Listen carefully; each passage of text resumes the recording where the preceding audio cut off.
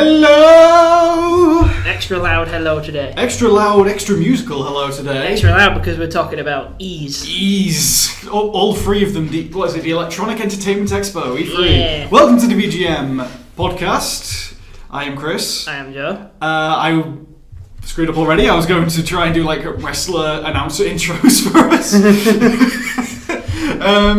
Screw it. I'm excited because biggest news week of the year. It's the E3 special. This is pretty much happening when I predicted it, the next VGM podcast episode. Yeah. Yeah, around this time. We didn't know E3 was happening when I said We forgot. We forgot E3 was happening. Honestly. But it's looked out because we planned to do a podcast today anyway. And then E3 happened. And it's luckily happened the day after E3's conferences finishes. So yep. So for once, we're going to be up to date. E3 is still happening right now, but we're not going to focus on what's happening on the floor. We're going to focus on those juicy press conferences. All the news. Those are always fun. Yeah, so it's a little bit of a different thing for today. We're not going to do news. We're not going to talk about what we've played. Yeah, not going to do. We might do releases if we have time, but we'll see. It's mostly just going to be recaps of conferences. I'll say what genre I've been playing. I've been trying to dig into my RPG collection. That's pretty much what I've been doing. Cool. So, should we start at the beginning? Let's kick off in chronological order with the Saturday before E3. They're getting earlier. Yeah. EA. This is EA. It's like the Hollywood blockbuster season now starts in March. Well, it's because EA don't actually do E3 anymore. Well, they do. They have EA Play, which is their own standalone thing happening just downtown from E3. It's fun seeing companies realise, wait a minute, we don't actually have to do this E3 nonsense. Well, only EA have said that, and everyone else just goes, yeah, but it allows us to all be close, so we can keep an eye on each other. So that's what they're doing. Plus, now it's a business because people can pay to go there. Yes, but people already pay to see your press conference. Yeah. We're going to start with EA. Everything they showed, I took lengthy notes because this was special. Indeed. This was a special presser. This was terrible. So we'll start off with the first thing that got showed off. Some Battlefield 5. I want to start off with what they actually started with. Oh, what did they actually start with? They actually started with a big screen showing Anthem. Oh. With the big augmented reality coming out of the screen into the audience. Augmented reality punches. The theme of EA this year was, we are a smaller, intimate company that really cares about you. Yeah. Big AR screen CG flying in the crowd. Andrew Hamilton didn't wear his demon suit. He didn't wear his demon suit. He wore a nice jumper. New host. I think she's from Good Game. Maybe. Something like that. She was actually pretty good. I like the host. Out of all of it, I like the host. Is it them realising that maybe they saw Ubisoft did Alicia Tyler a couple of years ago and be like, we can do that too? It's not Alicia Tyler this year, wasn't it? To be fair, Alicia Tyler is a terrible host. Yeah. I don't know if that's a hot take or not. But we'll talk about Ubisoft later. First game after Anthem tease. Yes. Anthem's at the end of the show. Battlefield 5. Battlefield 5's multiplayer mods. Yeah. It said, this is the weirdest part. They had the two guys come out. It was very much, let's have the developers come out and talk about their game, of course. But so they said, we're going to focus on the multiplayer. Yeah. And then talked about the single player. But they talked about multiplayer, so new things. Jumping through windows. Nice. Taken from PUBG, probably. But no, jumping through windows, cool. Movable turrets, you can now hitch them and drag them around. Cool. Customizable soldiers, weapons, and vehicles. Yeah. Interesting. And they said we have upped the technology in our destruction. By which they mean they brought it back to Battlefield Bad Company 2. Yeah, they took the good part of the Bad Company games and were like, let's see that. That's fun. The games are great. That's fun. To be fair. And they also stated very vehemently, no loot boxes and no premium pass. No loot boxes and no premium pass, which let people go, yeah, wait, should we be cheering making it right? And my mind immediately went, okay, what are you doing instead? Yeah, what are you doing instead? Probably just going to do map packs. Again, just do the old-fashioned way. Expansions, maybe. We might be going back to expansion model. But more importantly than that, new mode for Battlefield 5. Guess what mode it is? Guess what mode it is? Battlefield 5 Royale. They say it will be new in its own way because it's going to be the big-scale Battlefield vehicle destruction style stuff. So it's at least a twist, and it's World War II, where you don't have a World War II Battle Royale. Yeah. So at least it has its own gimmick. Yeah. It's still a Royale mode, but... I do want to put a ticker somewhere Like, I'll put a ticking noise every time we say the word Battle Royale. I can count 4 in my head right now, there might be 5. Yeah. Anyway. Next, possibly the weirdest way to announce a game. Yeah. The host, I can't remember her name for the life of me, interviewed Vince Ambella of Respawn Entertainment. Actually, this might have happened later in the show because my notes are different. Nah, it's alright. But we'll talk about this now because, he was vaguely intense. He was odd. So, apparently, according to Vince Ambella sitting in a seat somewhere in the crowd, Respawn are making a Star Wars game. We already knew they were making one, and it's a single-player game. Like, after they shut that one down. Yeah. This is a new one. They said, okay, we'll actually do it. It's a Jedi-based game. Yeah. Set between episode 3 and 4, the Dark Times, as they're calling it. What have they called it? They actually did give it a name. Jedi Fallen Order, which isn't a bad name. We don't have a release date. We don't have anything. We didn't have an image. I remember, the only thing I remember about this was the Reddit thread that came up about it, which was like, there's no trailer. And all we know is, and it was in bullet points, you play a Jedi, you will hold a lightsaber. It is set in the Star Wars universe. That's it. We know it's happening. There is so Star Wars game coming from Respawn. Respawn, good guys. So yeah, Respawn are pretty good. They're normally a multiplayer dev team, though, aren't they? And it's apparently going to be coming holiday 2019. Oh, fair enough. We do have a date. Oh, so. Not a date. Not a date. We have a time. A vague period. 2020. Yeah, a vague period. They're going on to Battlefront 2 on the list. Battlefront 2 is down, but let's just lump Star Wars together. Yeah. This had one of the biggest problems with this event, this press conference. They didn't have enough footage for what they were talking about. Like they said, they talked about Solo for 2 minutes. And they repeated the same 15 seconds of footage over and over and over and over and over again. It's not just make promises, be like, we're going to do this, we promise we can't show you, but we're doing it. No, they actually talked very concretely for half of it, because it was already out, half the stuff they talked about. No. Hey, loot boxes was a bad idea. Like, they apologised for it, but then they did a backhanded apology, because he said, it stopped us from getting out the blocks running like we wanted to give you more content. Oh, for God's sakes. But no, they have added solo content, fair enough. Planet Kessel and all that. Yeah. They've added Hunt from the classic Battlefront games, starting with Stormtroopers versus Ewoks. And apparently it's the most popular mode they've introduced to the game since launch.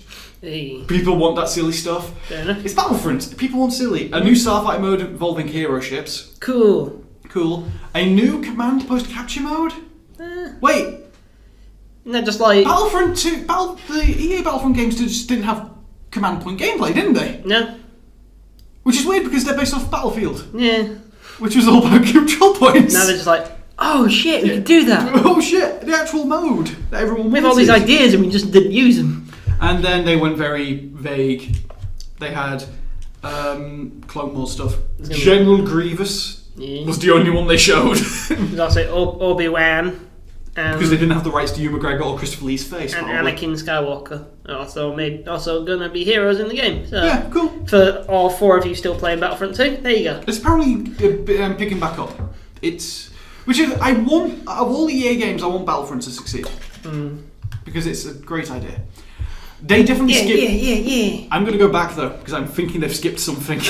They skipped FIFA in this. Do we want to talk about FIFA? I'm going to talk about FIFA because they advertised 2 different FIFA games. They advertised FIFA 19, obviously. FIFA 19 with the very, very vague, you can control the pitch in new ways. That's literally what they said. Control the pitch like never before, both in tactical play and technical skill. A grass foot will come out and kick the ball. Yeah, that's literally it. Yay. But they have the Champions League in the game. They've got the rights to Champions League. Cool. They literally had the Champions League trophy on stage. Cool. It's actually pretty cool. Cool, I guess. But he said, the big push for 2019 will be Champions League, getting your team up and fighting for that. Yeah. But 2018 has had a free patch put up, which is the World Cup. Hey. Free update. I put a comment saying the presenters are dead. They had no charisma whatsoever. They were just, it was the devs. They were just blank. But FIFA 8. But cool thing about it, World Cup event. FIFA 18 is free during the event. Hey. Free with that pack, with that free update. So that's cool, I guess. That's it. At least for partway through it. Cool. Now back to let's go back to games because there's another thing, but I'm going to leave that till back to what I was going about. Unravel got a sequel. Now, if you remember Unravel when it first came out, I remember Unravel mainly because when it got announced at E3, it was a very nice, earnest, shy man came out and talked about it, and he was really lovely, and he really made me happy. And he came out again, yeah, and he had much more confidence, and it was actually kind of inspiring to see him more confident on stage. He still had a little bit of jitters, but he was doing just great. Nice. I just like it. Yeah. But Unravel 2. With no actual 2 number, it's written as the word 2, which I think is a nice touch. Yeah. Because you now have 2 Yarnies. Yeah. You have Yarny and his new friend. Yeah. A new co-op adventure thing, and it's out now. It's out now! You can go play it. You can play it in single player, you can combine the 2 Yarns, one can jump on the other's back and you can run around and then do stuff. So I was one of those, every conference has to have one of those, and it's out now. This was the mic drop, and to be fair, what a game to mic drop, Unravel 2. I'm skipping ahead a little bit, but when they did the Smash reveal and they did the really long wait for the release date, I was immediately like, they're going to say out now, aren't they? No, this winter though. But next there was another indie game, Sea of Solitude. Right, I saw Sea of Solitude looked really cool. It does. It looks really cool. It's about how it had the head writer or director come out. German woman, very unsure of herself, very unscripted, but went on talking about how games are art, and this is her art, and I thought that's a really cool idea. Cool thing to put out. I'm cool with that. I appreciate when developers put big things on for and it was stuff like this. But the idea of the game is, the world's flooded, and loneliness is turning people into monsters because they're separated from each other, and that happens to the main character, and the main character is a monster. Hey, that's cool. I appreciate. And then EA Originals patted themselves on the back a lot. Yeah. Okay, now wait. Before this bit, Madden happened. Do we want to talk about Madden? I'm going to talk about Madden because this was the weirdest thing. It's in the trend here, guys. It's like I'm using the Kotaku document and they don't talk about sports, but Chris wants to talk about sports. I'm talking about sports because they had an NBA Live 2019 trailer, which revealed absolutely nothing. I mean, that's the badge NBA game. It literally revealed absolutely nothing apart from more street basketball and squads, like teams. But it has got a release date, September 7th. Then Madden 18, not 19. 19 did get a little trailer, but that was it. Madden 18 was the focus to C3, focusing on its esports scene. As a lad who just won the big championship belt. It was a championship belt for some reason. That's like when you want to be cool and don't want to give someone a trophy, you give them a belt. Yeah, it was a big red belt with gold on it. We're alternative. We got a belt instead. But like this kid came out, young Kiv, I think his name was, came out with a belt, and him and JJ Smith-Schuster of the Pittsburgh Steelers, who actually had some charisma on stage, he was really good, came out and they just had a little bit of banter about him winning it. They didn't talk about the game, they just talked about him, and it was weird. It was just like, sports ball exists, let's talk about that. Speaking of esports, we got 2 commentators out. I don't know either of them. I recognise one of them's voice, but I think he hosted esports events, not actually commentated on them normally. But I'm not going to say what it is because they didn't for a while. So a mobile-based RTS, which looked vaguely interesting. It's not great, but as a mobile RTS, it's pretty good. In Control showed up. I actually love In Control because I used to watch him on Shoutcraft. Shoutcraft Kings. He was doing commentary then, and the guy called Nick at Night, who I vaguely remember in the RTS scene. He's pretty cool, and it's Command and Conquer Rivals. It's a Command and Conquer game. It's a Command and Conquer game on mobile. You don't know how disappointed I am. I didn't know I wanted this, and then I realised it was for mobile. I was like, oh. But here's the thing: it doesn't look bad, and it looks like a fully featured game. Yeah, but it's on mobile, so who gives a toss? True, but... who plays games on their phone anymore? But it's like, But they did say it's coming out soon-ish, but it's already out in pre-alpha on Android. You can go play it now. Fair enough. Cool. I'm going to talk about one more thing before we get to the final thing. Yes. And that is EA Access has a new premium mode. Yes. EA Access Premier. So EA Access, you've got all of the EA Vault games. Yeah. And some other bonus goodies on Origin. but EA Access Premier, which thanks to Israel, they specifically pointed out, they didn't name the company, but they named a company in Israel, did this.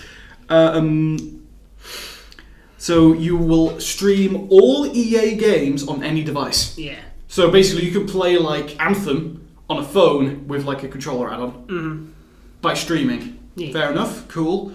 But the subscription allows you to get all new games in the subscription. It's like you don't have to pay for the new games, you just get it in the subscription. Every new game, including Madden coming back to PC, awesome. Hey. And all previous games in the EA PC Vault. Which I think, that's really cool, but it also means you don't own any of your games. Yeah, it's interesting. It's like a lot of publishers and things have tried to do like Netflix for games type things. PlayStation Access is a thing. Yeah, PlayStation Now. Now it's called, yeah. And I guess it's just another Games Pass is Xbox's. Yeah. What was the one called? OnLive. OnLive was that one. Oh. You placed it. It's technically that. But next, the final thing from EA, and I took notes down here, but I didn't take many. It was there for 20 minutes and I took down 3 lines. It doesn't matter. The gameplay looks fun. It's Anthem. It looks great. I think I actually really love the art design. No loot boxes, but there will be cosmetics. You get to you don't have to choose your mech class, your suit class. You can play as all 4 at any point. Fair enough. Flying looks cool. It's a nice twist on the dungeon crawler RPG shooter they're doing. But it's also a single player game. By which I mean the story is single player, but the gameplay is multiplayer. Okay. So like you go into your single player hub, and then you go out and you play with your friends, and you go back and do your story stuff. And that's weird. It's a weird mishmash, because it's basically saying, we want BioWare to make our Destiny, but we want to play to BioWare's strengths. But there was a 10-minute Q&A, didn't really gather much from it. Still looked boring. And the annoying thing I saw was damage numbers. Damage numbers popped up, but they didn't stack. It's like if you're hitting something with a machine gun, they just fall off. They don't just stack and make a big number. So that's how it should be done, because it just clutters the screen up. Like there's a bit where they fire missiles into a mob, and you couldn't see the mobs. You couldn't see the monsters, you just saw the numbers. So I thought Borderlands did it better, where the number would get bigger as you hit it. I'm just generally unenthusiastic about Anthem. I am, but I think it will... Again, I love the way it looks, I love the giant monsters, I love the world, but the game... Just looks like Destiny. Looks different enough from Destiny. It looks like Destiny meets Titanfall, which is like, how can you even do that? I thought that would just self-combust. I think Destiny meets something more fantasy-based. It's very fantasy. It looks like a commercial sci-fi shooter mixed with another commercial sci-fi shooter. Next, so that was EA. EA's done. It was a bit pants. Yeah, EA's always a little bit. Bleh. Yeah. Next, the people who won E3. I think Microsoft won E3. Jumping out of the gate, alright. I think Microsoft were amazing, but I think the last thing they showed automatically means they win E3. I guess. Them and I guess Nintendo. Because Nintendo won before they arrived. Nintendo won with one game. To be fair, Microsoft kind of won with one game, but they had other great games. So. But they I liked the presentation a lot more. Yeah. It was very professional. People would come out, talk about the game. It was scripted. Trailers. Yeah. They said world premiere and exclusive way too much. Yeah, I appreciate this new trend in conferences of like trailer after trailer after trailer after trailer. Just show us the things. We don't need stuff. We don't need I'm going to skip to the future, but we don't need lads coming out tell us about cars for 20 minutes. But they had I can't remember his name, head of Xbox. Can't remember his name. Phil Spencer. Phil Spencer, one of the biggest names in gaming. Mr. Elvis himself. Yeah, he came out. He said there would be 50 games at the event. Wearing a T-shirt with the logo of a game they're not going to remake. Which one was it? I don't know what it was this year. But his trend is like he wears like T-shirt. He wore Battletoads last year. He wore a T-shirt with Conquer on it one year, and it's like, oh, we're getting Conquer remake, and nothing happened. But he said 50 games. Hey. 15 world premieres. Fair enough. And 18 exclusives. Oh my god, so many exclusives. Ooh. They had 22 exclusives last year, so it's actually less, which is a bit dicey, but you know. It's fine. We might speed through this one because there's a lot to get through. So kick off Halo Infinite. It was just an engine. It's trailer. a Halo game. It was shown in engine. Looks amazing. It's Halo. It's a good engine. Very old school. It's very old school. It was like the original Halo trailer. Is it an open world? It looks a bit open worldy. I don't think it's anything to do with the game. I think it's literally just, here's what we can do. I don't know. And I think it looks great. It looked great. Open world Halo, that's something. It had some rhino creatures on the Halo ring, and they looked like, and this might be in the game, because it looked like rhinos from the Ice Age, because I remember it, because they were in the Ice Age movies. Cool. So, like, that might be cool, but Chief looked really cool. The actual Halo theme played, which is always good. But they said, in, like, another thing, it's multiplayer focused, but it will be deeply entrenched within Master Chief's story. How? How can it be both? Implying that Master Chief's story is somehow interesting. And I'm just like, how can it be both? Are we playing as Master Chief, or are we doing multiplayer? So, anyway. Next, I took a note here, the Microsoft marks, as I call them, are very loud. They cheer for everything. Microsoft still hates suits. Mixer is the best thing ever. Fuck Twitch. There you go. Next game. We got since Ori did very well, Ori whatever it was called. Ori in the Blind Forest. Ori in the Blind Forest, we're getting an Ori sequel. Ori in the Will of the Wisp. It looks very nice. It looks amazing, and it has an added owl friend. I love owls. The fields begin anew. It looks fast and fluid. This is literally the notes I took. 2019. I literally took a note exclusive. Boom. I took a note for every exclusive. That's good. Ori is a good one. Next, Japan appears from nowhere. Get hype, boys! Get hype, boys! From Software is back with Sekiro. Shadows Die Twice, which is being the first of 3 samurai-based duel games. Yeah, it's announced over the course of It's E3. quite Dark Soulsy. Much faster and action-packed. I've read a little bit about it. Is that it is not an action RPG like Dark Souls. It's an action adventure. Yeah, but it's with a vein of character action. So it's taken the Dark Souls fighting method and sort of just bulked it up and made it more crazy. Removed removed like the idea of like classes and leveling up and skills, and just been like. Because there's a bit where like a giant monster straight out of Dark Souls picks him up, fucking power bombs him to the floor and throws him, but he looks alive, so I think he's okay. Yeah. Also samurai with a robot arm, which has multiple weapons inside it. I'm in. 2019. That's cool. Next, Todd Howard showed up saying, "Hey, Todd Howard showed all these guys." Todd Howard showed up to be a coward. So he said, Morrowind is now backwards compatible, which is just a nice little thing to add on. But Fallout 4 is now on Games Pass. Another nice little thing to add on. Nice. Fallout 76. Here's a trailer. We'll tell you more at the Bethesda one, and that's what we're going to do. But they didn't. They didn't say more at the Bethesda one. I'll put they gave a lot of details of like what it actually is. At the so they said at Fallout 4, West Virginia. Take Me Home is a great song. Set before it's not Big Iron, is it? Yeah, set before Fallout 1 and has the art style. The world looks oddly green. Like it's oddly verdant for a place that has had the nukes fall on it. Yeah. And you're rebuilding the world. I think because they said it's multiplayer. Here's my hot take. Yeah. The players are the ones that drop the nukes. Maybe. And like they're the ones that said it as a desolate wasteland in Fallout 1. Someone made a point on Twitter making Fallout now a multiplayer game about building defences and civilizations with people and then attacking and bombing everyone else's is kind of completely antithetical to Fallout's core idea of the horrors of violence upon man. I think that's what they're going to go in the direction of by basically letting the players do it themselves. Maybe, I don't know. It comes across as a very Bethesda logic. Bethesda logic is the logic that made Fallout 3's core big decision be, do you want to nuke a town or not? And that apparently is an interesting decision to make. Next. Life is Strange spin-off. Yeah. It's set in the same universe, this time about a boy and his imagination. The Awesome Adventures of Captain Spirit. He has an alcoholic dad, but he loves him. Like the dad is a loving... The dad actually looks like a good dad, he's just an alcoholic because his mum's dead. Seems to be about the joys of childhood. Expect a heartbreaking twist. Yeah. However, this is what I have. 100% free on June 26th. Boom. But, is that the first episode... Or is this a demo sort of thing leading into the next actual Life is Strange game? Well, we'll find out on June 26th. We will. Next, Terry Crews reprises his role as the Old Spice power guy. I honestly believe that Credo 3 is still alive, solely because of Terry Terry Crews. Crews shouting at people going, make it, God damn it!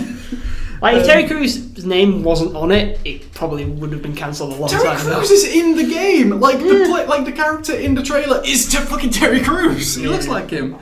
Definitely Crackdown, and Crackdown is fun, so Crackdown 3 will be fun. Destructible Environment's awesome. Very sci-fi, like it's gotten more sci-fi as the series has gone on. And a duck launcher. I guess Crackdown looked at Saints Row and saw Saints Row collapse under its own weight and decided, well, we could do that, can't we? Well, Saints Row didn't collapse under its own weight. Saints Row ended, and then they thought, can we tease it a little bit more? Then it collapsed. Yeah, they were like, well, we can do that. But, coming out February. Someone will buy that, I guess. Who cares? I probably would like it. I guess. Skipped bit. Near Automata becomes God's Edition June 16th. The definitive edition with Xbox One enhancements. I don't know. Can I just say? That is an amazing title for a special edition. Become as God's Edition. Become as God's Edition. That's the best. How anyone could look at Near Automata and think that game's whack? That's insane. That game's amazing. Possibly exclusive. I don't know. Next. Metro Exodus, long trailer. Metro Exodus. Bit more open world. Looks great. The trailers in English with Russian accents are still better in Russian. I like Metro. Metro has this weird series of like, it's polished but has a nice layer of Euro jank to it. It's very grimy as well. It has that layer of Euro jank that you want from a game like that. But it's so slick in doing it. Like it gets the janky parts and makes them work. It's the natural evolution of something like Stalker. But it has, moddable guns. Yeah. Possibly in real time, which would be pretty cool. New monsters.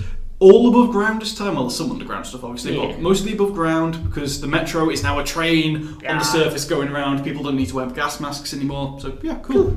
Next, I put a big thing here.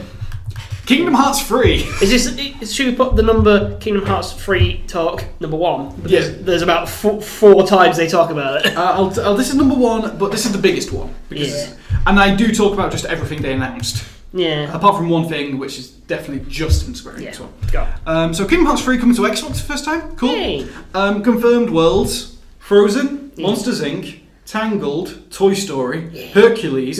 Pirates of the Caribbean. Which was announced at Square Enix one. Still looks and sounds amazing. The music's great. Ralph is a summon. The gummy ship is back. The trailer sounds weird because none of the sound effects were playing. It was just a voice in the music. Which is really weird. And then I go into a story rant quickly. For Kingdom Hearts fans, Roxas is still around? God damn it. Even as a concept, how are the organisation members still around? They killed them and now they're human again, but they're evil again. So just like, are they just evil? Are some of them still nobodies? Are they fucking CG data copies? Because Kingdom Hearts is also a sci-fi. The fucking beach is back, and the only good twist to find is Aqua from Birth of Sleep is evil now. Cool. That's the only thing I thought was cool about the plot of that. Cool. I'm gonna fade that out and then fade that back in. That's literally just a rant about because I'm the only person in the UK probably who cares about. Let's forget about RPGs with Mickey Mouse and that. Let's talk about cars. Quick thing. The two little things. Sea Thieves expansions. More places, more enemies. New raid boss July and September for the both of them. Cool. Good trailer as well. Battlefield 5 got a story trailer. Cool. It's like, we're going to talk more about single player Xbox. They did a trailer. That was it. Cool. Yeah, let's talk about cars. I'm so excited. Because they talked about cars. Because they fucking love cars. I'm so excited. Everyone thought this one would be set in Japan. Fuck you. Here, it's set in Great Britain. Yes. Throughout the seasons, with new effects on the roads, also new vehicles, including hovercraft, and I saw in the trailer a Google Street View car, which is great. Not drivable, obviously, but it was just there, but that's a really cool twist. I thought it was just like England, or just like the English country. No, it's the entirety of Great Britain, which is great. Awesome to see Britain represented. On off-road, fully online connected, as to be expected, with world events. October 2nd, on Game Pass, exclusive, sold. Cars. Awesome. That game looked great. If you like cars, I do. Hey. Okay, here we go. Microsoft opened a new studio, The Initiative. I did list what they have as their second party studios. 343, Halo. The Collective, Gears of War. Turn 10, Forza. Rare, Sea of Thieves. Minecraft. And something else that I couldn't make out the logo of. I'm so sorry to those people. Well, yeah. So they've opened a new studio and acquired a bunch of indies. Led by an industry veteran, and then bought Undead Labs, State of Decay. Yeah. Playground Games, who did Forza Horizon and are doing a new open world game. Yeah. Ninja Theory. Ninja Theory. I'm annoyed because they made Hellblade and that was good. That's probably what they bought them for, to make more Hellblade-style games. We should have tricked them and get them to buy Team Ninja instead. Yeah. And then Compulsion Games, We Have a Few. Can I talk about We Happy Few for a sec? It's the next game, so yes. Excellent. No, well, they say it's Division. No, We Have a Few is next. My issue with We Happy Few, it's amazing that I've gone from being like, this game is amazing, I want to see this, it looks super cool, to I couldn't give two shits about it quickly. I still think it looks really cool. I feel like this is like Gearbox's magical ability to ruin everything I love. It looks... the trailer was much more confident in it. Like, it wasn't a big twist, it was more, this is actually just the world, and it's cool. Gameplay more fleshed out. I don't know if it's still a roguelite, because that's apparently what it was for a while. August 10th, then we'll know. And it's exclusive, because they own it. Next, some console launch exclusive, which means timed exclusive, for PUBG content. So new items, new maps on the PC make their way to console. Cool. Summer 18, there'll be a new jungle map. Hey. A war mode, 50 versus 50. Hey, yes. And then tease the Winter map. Game still unfinished. Hold on a second. Yeah. Hold on a second. 50 versus 50. Yeah. Have they decided the new innovation for Battle Royale games is to just do traditional multiplayer team-based games? With the shrinking map, probably. Yeah. But it's like, guys, you know what we could do as a new magic thing? We could just like do a shooter like normal. They literally put. Guys, I've got a new idea. It's called Team Deathmatch. They literally put on the game. Game still unfinished. And then before we get to the next big game, Tales of Vesperia is getting an updated release. Woo! Definitive Edition, HD remaster, all DLC and content because it's just porting it from Japan. Yes. Winter this year. Yes. Next big game. Division 2. Someone asked for it, I guess. Division 2 got announced. This was their premiere. Yeah. Same setup, but now in Washington, D.C. in the summer instead of New York in the winter. New candle for gameplay presentation. Better than last time. It was, because it actually was the game. Yeah. It was actually looked like the game. There's loot, bad guys, squad brigades play. Still looks fantastic. Like, technically, looks amazing. Yeah. Better actors in the cam gameplay. Like, one of them actually sounded like a real person. The other sounded like she should be actually just in the game as like your head, as like your earpiece. Next, they talked about Game Pass with Ashley Spiker. Yes. So I'm just going to quickly sum up what games they're doing. They're doing a fast load function where games will be preloaded depending on learning AI, machine learning. So basically, it'll go, these are the games you're probably going to play. We're going to just sort of get these loaded in case you want to play them so you can learn them faster. Which is coming out this month. So new Game Pass games, Halo the Master Chief Collection and Crackdown 3, Crackdown 3 will get a simultaneous release on Game Pass. Ashen, Warhammer Vermintide 2, Afterparty and Phoenix Point are getting also a simultaneous release. Cool. And same day as the conference, The Division, Elder Scrolls Online and Fallout 4 are on Game Pass. Yeah, that's nice. Fair enough. Next. We're going to talk about Shadows of the Tomb Raider. I have a long list of other indie games, but I'm going to wait for a little bit on those. Yeah, indie games will be fine. But yeah, Shadows of the Tomb Raider. Stopping the Mario Apocalypse. Still the goddamn origin story. 3 games in, we're still doing the origin story. September 14th. Yeah. Fair enough. If that's what you want, that's what you want. Oh, this got so many people angry. Yeah. Session. Everyone wanted this to be Skate 4. I'm just like, but hey, y'all, we heard you like skateboarding. Here's a skateboarding game. Everyone wanted Skate. It's the wrong one. Who cares? It looks like Skate. It's probably going to be as good as Skate. What unique feature did the Skate series have that makes it different from this? The thumbstick control. Because I'm sure they still have it as well. Yeah, they still have it as well. Yeah, fuck it. No, but it's like that's why Skate was unique. And the session came out and I thought, oh, it won't have it. It's like, no, it probably will. Piece of shit, skateboarding. Fucking hell. That is also a console launch exclusive time release. Cool. Boom. Let's get into this. Biggest fucking thing. Woo woo woo. Devil May Cry 5 announced about goddamn time. Woo! They said it was all in engine. Looks great if so. Nero is back. And he's actually pretty cool this time. The cool character who's always been better than Dante. Get fucked. he's better this time. Short hair. Actually good clips. Like, who do you want, Dante, or do you want a guy who's both Dante and Virgil at the same time? He's lost his demon arm. He's now got a robot arm by some Southern Belle inventor, which is a bit weird. Great action. Dante has a bike now. The devs actually appeared and started talking about it, saying DMC didn't happen. Yeah, didn't see Devil May Cry didn't happen. Ignore So like I said, it's been 4 years, and then I can't remember his name, the actual head of the franchise. He's back. Yeah. He's like retired and he's back for Devil May Cry 5. Yeah. And he said, "It's been 10 years. Thank you very much." Yes. So the series head is at the wheel again, and he says it's the best game he's ever made. Boom! This is gonna be great. Next huge thing, Cuphead DLC, the delicious last course, a console launch exclusive. It would be. Yeah. Miss Chalice, new playable character. Yeah, that's nice. New island of levels and bosses, new weapons and charms, and Jolly Chef Salt Baker. Coming 2019 because it takes a while to develop shit for Cuphead. Yeah. Okay. Skips Tunic, launch exclusive. So basically it's going to get a time of release. Tunic, adorable Fox Zelda, very pretty lighting. Yeah. Some of the best lighting I've seen in the game. Yeah, we already talked about Tunic a while ago. Yeah, graphics and possibly a dark undercurrent. Cool. Next big game. Okay. So. Jump Force. The fuck is this? Well, this isn't the first time they've done a shonen jump fighting game, even on console. Yeah. It's mostly been Japan exclusive, but a few have come over. The DS ones are held in high regard. Yeah. They're like 2D Smash clones. Yeah. But this is the big one, Jump Force, because they were just called Jump Superstars or Jump Stars. Yeah. This is Jump Force. It's like, it's got your Naruto's, it's got your Goku's, it's got your Luffy's, and they're fighting out in New York. It's weird. Fighting Frieza. But then at the end of the trailer, fucking Ryuk and Light from Death Note showed up. How are they going to be in the game? The Light just wins. This shit's dumb. Anime is dumb as shit. How does Light can't fight? wait. He just writes the name and he wins. Anime is dumb as fuck. I cannot wait. Coming out 2019, I'm in. It's so cool. We didn't see any gameplay, obviously. This is very new. Yeah. But yeah, cool. Woo. Dying Light 2 announced. Gameplay. Someone asked for it. A lot of people actually asked for it. Dying Light is a bit of a cult game. It's a cult classic coming around. Well, I'll take your word for it. So it says improved parkour and combat. Yeah. Modern Dark Age setting. They've changed it from just the apocalypse to actually a cool world. Yeah. So like the character choice directly impacts the look and feel of the world, which would be cool if it's as said.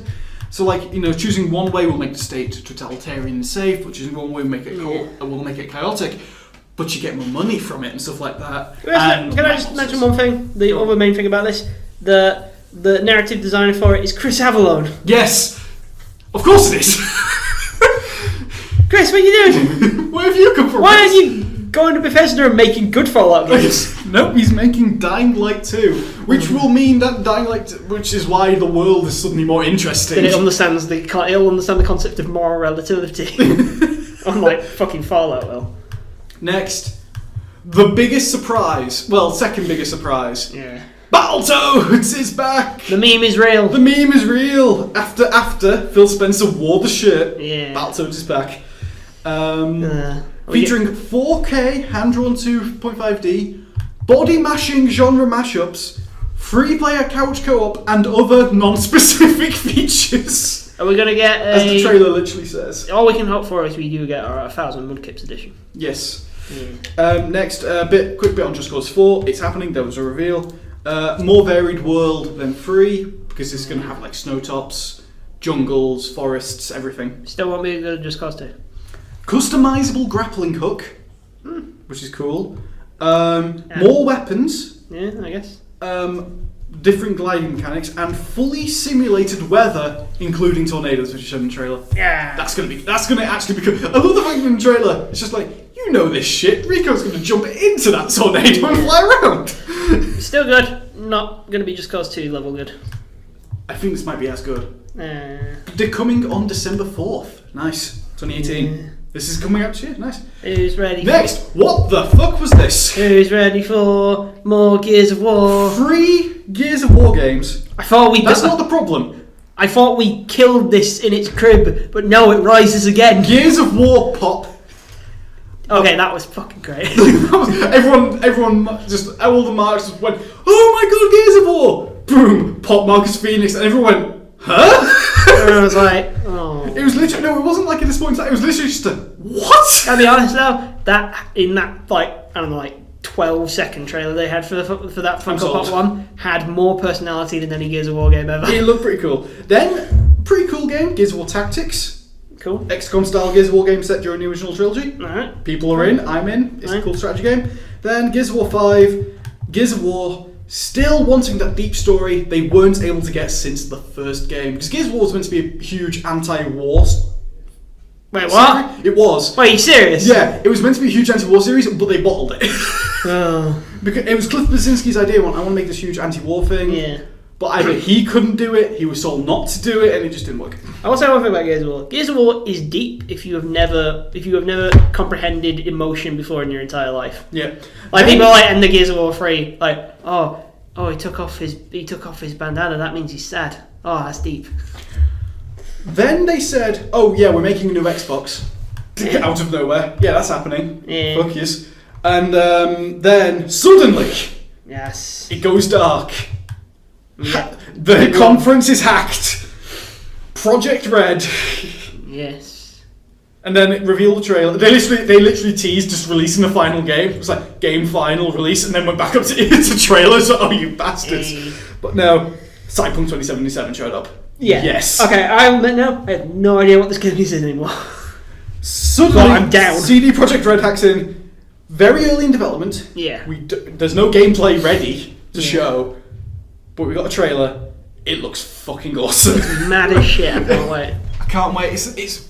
I hope it's literally just create chaos in the cyberpunk world. No. Though I know it's going to be a cyberpunk RPG because it's CD Yeah. Projekt Red. It's based off a tabletop RPG. Gang, I'm down with that. So cool. I'm out of notes. So we're just going to have to go through Kotaku now. until we get back to Nintendo. Microsoft did good. Well done, Microsoft. I think Microsoft won. Woo!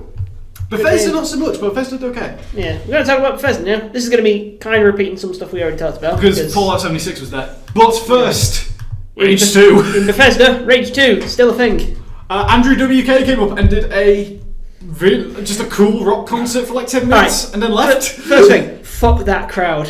When Andrew WK is on stage in your building, if you sit there on your phone looking like a dweeb, fuck off. You stand up and you rage with that man. Andrew WK is the king of partying. Yes. You party with Andrew WK. You can't sit in the same room as him and be like, no, I'm just gonna... I learned what great music was watching the first Jackass movie, and Andrew WK just did the credits. Yeah. Performed over the credits. Cool dude. I'm happy that he was there. Yay. So, And then Rage 2. yeah. You play as a dude named Walker. Yeah. Of course you do. Yeah, So he's the last ranger and his enemy is the authority. Yeah, it's just trying to be as edgy as possible on purpose. They basically what they've done is take Rage and be like, just put Borderlands in it. Let's make it as edgy. No, let's make it as edgy as possible. Yeah, edgy for a 14-year-old edgy. Yeah, let's make it parody of edgy. Yeah, I don't know. Reminds me a lot of Bulletstorm. Next, big announcements that wasn't. Yeah. Doom Eternal. That's a cool sequel name. to Doom. That is a great name. So what have we had so far? Infinite, Eternal. Later on, we're gonna get Ultimate. Becomes God's Edition. Yeah, a lot of good names. They didn't show anything. They just showed it's happening. There will be new monsters. Hell on Earth, so it's Doom 2. Yeah. They will show more at QuakeCon, because of course it always shows loads of stuff at QuakeCon. Yeah. But they did show that they've redesigned Doom Guy. He's got a new suit. He's wearing the more classic armor design. He's got exposed arms Cool. and stuff, so he's going to be like more like classic Doom Guy, which is cool. Cool. Next, Prey Moon Crash, which Yeah. might as well be a new game. Woo! So free stuff, a new game plus mode and a survival mode. Awesome. Yeah. But paid DLC out now. Yes. Moon Crash, which is a roguelite, Yeah. and a new asymmetrical competitive mode, Typhon Hunter, which is Prop Hunt with Yeah. mimics. Which That's is, cool. I'm It's happy something with pretty that. cool. Praise it again. Praise it Good again. for it to have cool new things in it. Next, Wolfenstein: The Youngblood, Hey. which is set in the 1980s again. Well, no, it was 60s, 70s, now 80s. No, it's 60s, 60s, now 80s. Yeah. It has to be because BJ is gone. At least he's an old man. At least he's an old half robot man. Ah. And you play as the Wolfenstein. You play as the Blazkowicz twins. Oh. Both two daughters. I'm Yeah, cool. I'm cool with this. Co-op Wolfenstein. I'm cool with dumb Wolfenstein bollocks. I appreciate. There's one thing I appreciate about Bethesda's, specifically with Wolfenstein and Doom, which is understanding that Wolfenstein and Doom collectively are fucking stupid. I'm down for co-op dual-wielding automatic shotguns. Let's go. Just evolve. It's the 90s aesthetic. You just evolve it to the 21st century, Yep. and it works. It's amazing. Next, we got more Fallout 76. We actually figured out what Fallout 76 was. It is an online game. Yeah. 4 times as big as 4. Though you can play the whole thing solo. Will there be quests? Will it actually... Well, here's the thing. You can play it solo, but there is no single-player mode. Yes. You have to play it online, but everything can be completed on your They say, you're rebuilding West Virginia. I hope this means that I can just find a plot of land, build a farm, and just stay there. I'll be honest, now that I know there's not an actual single-player mode, Yep. I don't want to play this. Fair enough. I don't like playing online. Playing online is rubbish. I just want to play... I want to just chill and play the game on my own. Softcore survival. That's rubbish. Yeah. I don't know. No, character is inside one server though, so that's nice. Yeah, I don't know. I'm interested, I guess, but I'm interested to see how this plays out. Not so much to play it myself. Yeah. Next, Elder Scrolls on your mobiles. Elder Scrolls. It's a full Elder Scrolls game on your phone. Right, what's this new thing now this year? Be like, let's bring mobile games back. Let's make premium mobile games again. Why? Yeah. No, it's Why? cool. It's awesome. We haven't talked about mobile games for like 5 years. No, because they've all gone to free play. No, they want people to. Here's the thing. I would be happy playing games on my phone. I would be happy, but if the game's good, and I would be happy paying for a good game on my phone. Yeah. So they're trying this. It's a full Elder Scrolls game. It's more like one of the original games, like 1 and Daggerfall, where you sort of have an open world. Daggerfall had a big open world, size of literally the state of Georgia. But so this one is, you have your hubs and you'd go dungeon crawling, but there is an open world element to it. So cool. With the way they've always done dungeons. Yeah. Half of them are unique and half of them procedure generated, though it's the first time it's done whilst you're playing, because they used to just generate a dungeon and put stuff in it. Just play the Legends of Grimrock. Yeah. Same thing. Next, the big new one. Garfield. Starfield. Extremely short teaser, and they said it will be next gen, which means if it's that early in development, we might be seeing PS5, Xbox 2 for this game. Yeah, that'd be... But it looks like it's going to be their third big RPG. Elder Scrolls, Fallout, Starfield, maybe? Okay.